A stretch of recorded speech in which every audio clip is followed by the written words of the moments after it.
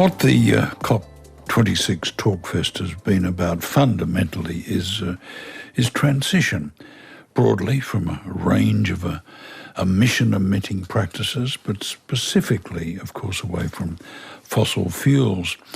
In Victoria's Latrobe Valley, they're already doing this. Hazelwood, the first of 4 local coal-fired power stations, closed 5 years ago, and has just been announced that Yallourn will also close.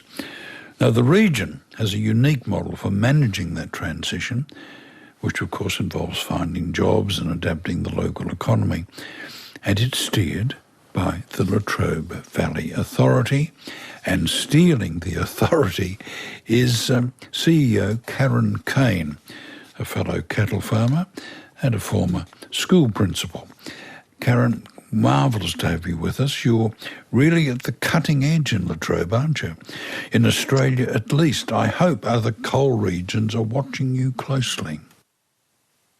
Yeah, thank you, Philip. Look, it's been a real pleasure to be working in my community over those last 5 years.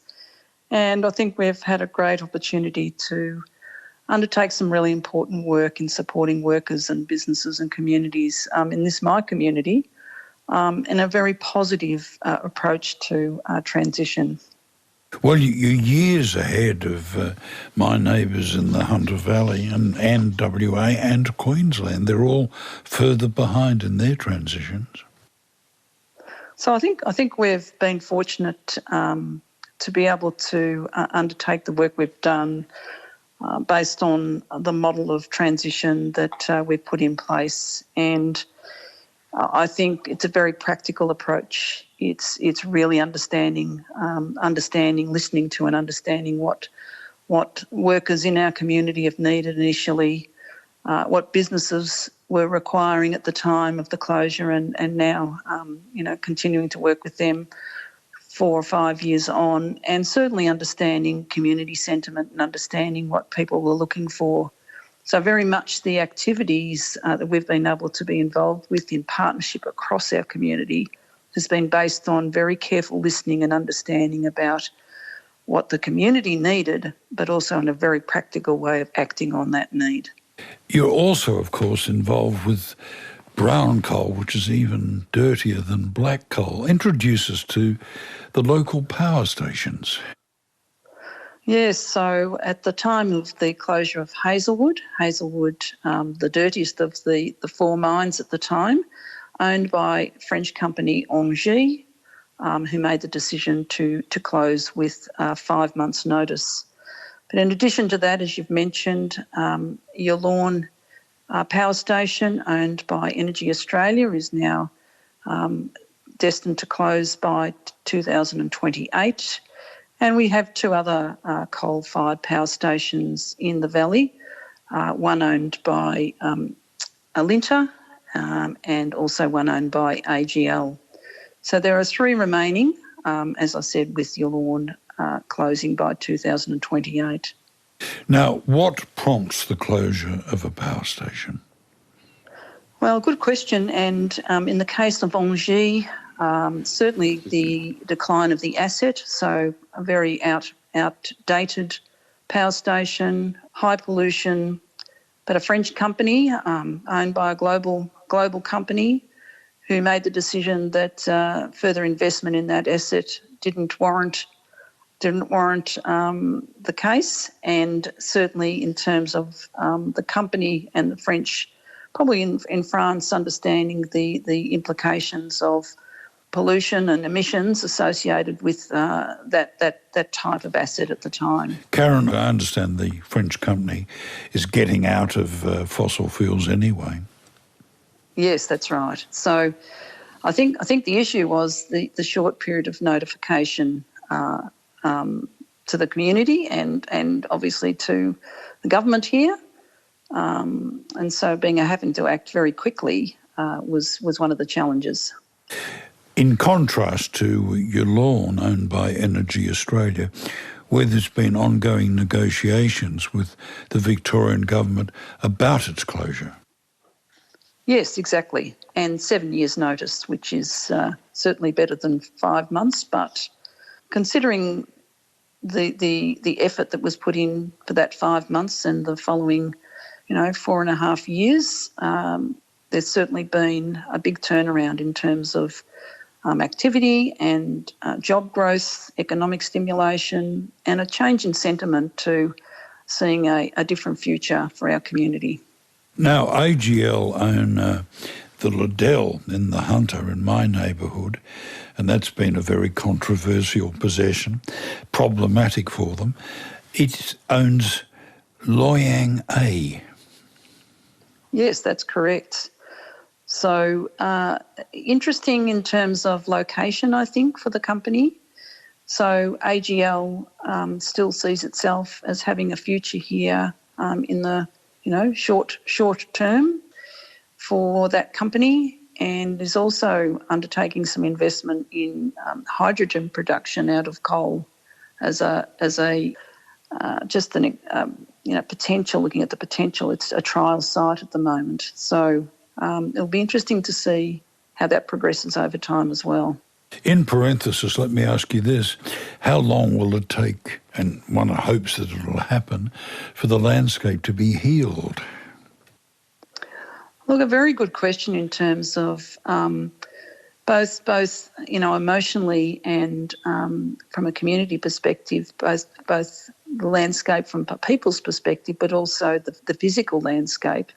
So rehabilitation is already underway at the Hazelwood mine. Demolition has occurred of the built infrastructure, and so work's underway now to prepare the void for the future. And there's still some determination at this stage going on about how that's going to be addressed. But I think our community see some real potential into reuse of land, and look forward to that final decision about how they're actually going to fill the void. So there's some discussion about that at the moment. Talking to Karen Kane, who's the boss of the Latrobe Valley Authority, the first of its kind in Australia, how did it come into being? So the design for the authority was determined by the state government of Victoria, and we were appointed through the Department of Premier and Cabinet. As you described, Philip, as a new way of doing things. So we were provided with some real authority to be creative, to be responsive, to put together a team of local people, including myself, but with some serious expertise in government work, and create a team of people with trust and networks in our community who had expertise both to support their own local community, but in particular areas for instance, working with families and workers who were impacted by the closure, but certainly support for business as well. So being very agile and having the resources to be able to act quickly and make sure that we were having quick wins that people could see was making a difference. So a very different way for a government agency to be working in a local community. Now, the authority opened on the very day of the announced closure of Hazelwood, and I understand the first Hazelwood worker came through the door that afternoon. That's correct. So we have an office in the heart of the Latrobe Valley in the town of Morwell, and it's probably about a stone's throw across the road to the mine, and so having a worker come in that afternoon to say, "What are you going to do for me?" We had a team already set up, and part of the really important design of this work is to listen. So the support provided to workers and their families was based on their need and designed around them, and also in partnership with a number of agencies. So we worked very closely with the local TAFE, we worked very closely with adult education providers, and with the Trades and Labour Council, very important partnership in supporting members of the unions and helping them support their own members, and we worked very closely in partnership. So a very important approach to sort of a really, really strong wraparound service for workers and their family members.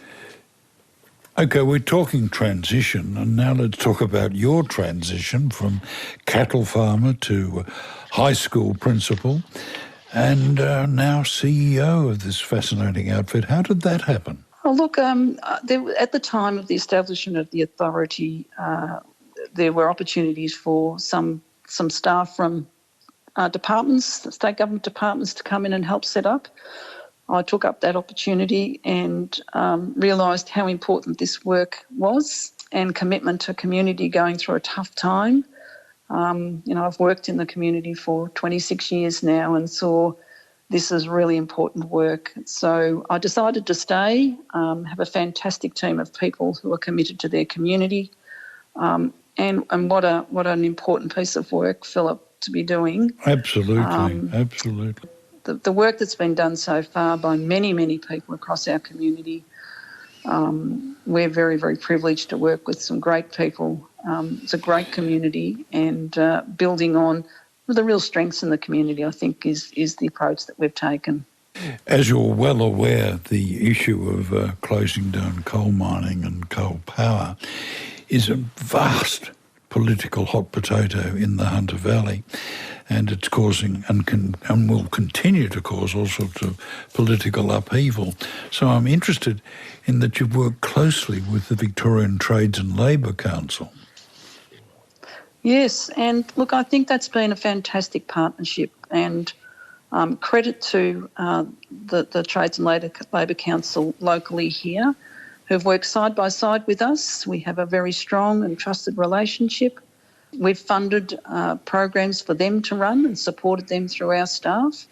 And some of that work is about making sure that members were provided with training opportunities to get other jobs, particularly in the construction industry, particular tickets that allowed them to take the benefit of a lot of construction happening in the southeast corridor here, but also construction happening locally, and some great outcomes for workers being able to take their skills into another area of employment. Well, you provide very personalised training, Karen. You help with CVs and job applications.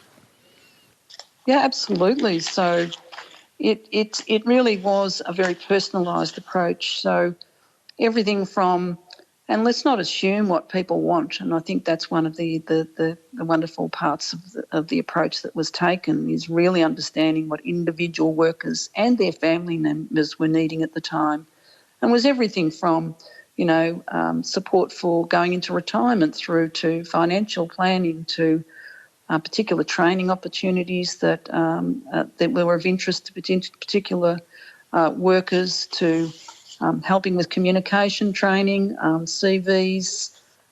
So really, really a customised approach to and very what was often, required. Very often, working with people who'd only ever had the one job. Oh, exactly. And so people who'd never had to write a CV, who hadn't had the experience of applying for a job for, probably from the first time they were an apprentice at the mine. So, really, really important to support those workers and younger workers as well in what they needed. And so there's been some great outcomes for individuals, Philip. Again, not assuming what people wanted, quite a variety of outcomes, in fact. Karen, it's not just practical support, it's so confronting. They need emotional help as well.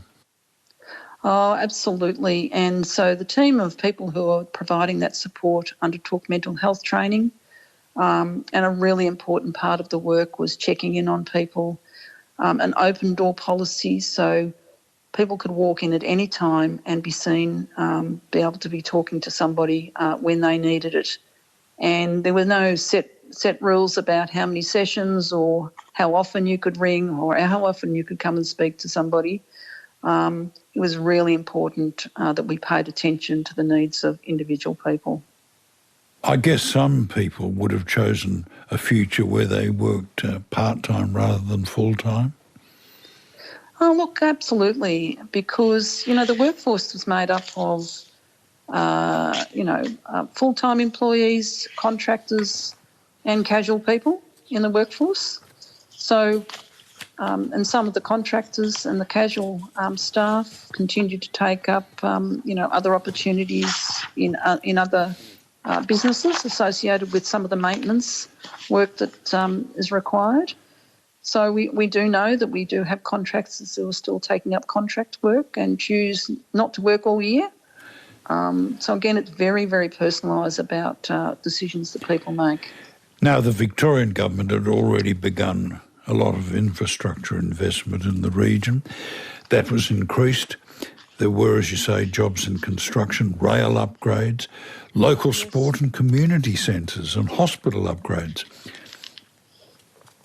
So the economic stimulus was really important. So not only was there investment in infrastructure, but for a whole range of reasons. One, to stimulate the economy. Two, to really make sure that livability was seen as an important aspect of community strength and pride.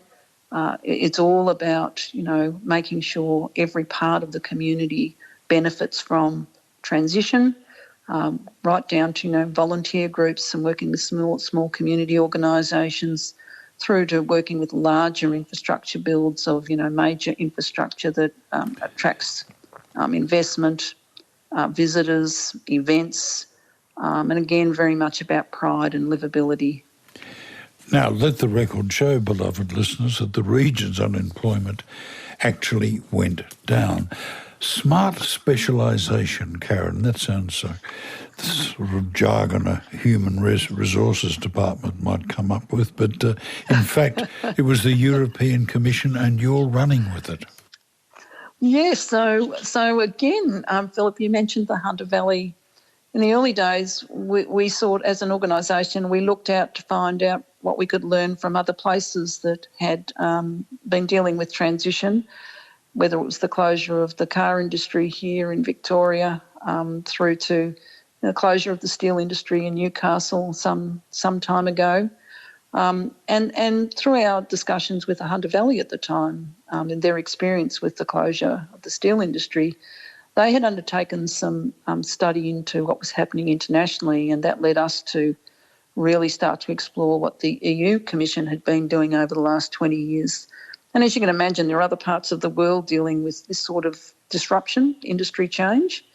And we're absolutely convinced that what we learned from the EU in terms of the approach to transition and regional development on a very, very strong basis of research and experience was something we should think about applying here in the Latrobe Valley. And we're now a registered region with the EU Commission on this work, the only one outside of Europe at the moment, so we're pretty proud about that. But what we do is get access to a whole lot of research about how to do this work really well. Now, of course, it would be nonsensical to think that everyone agrees there must be, a polarised community with, I guess it's a bit like pro-vax and anti-vax. Well, obviously there are different views about what should happen, and there are different views about the continued use of coal here.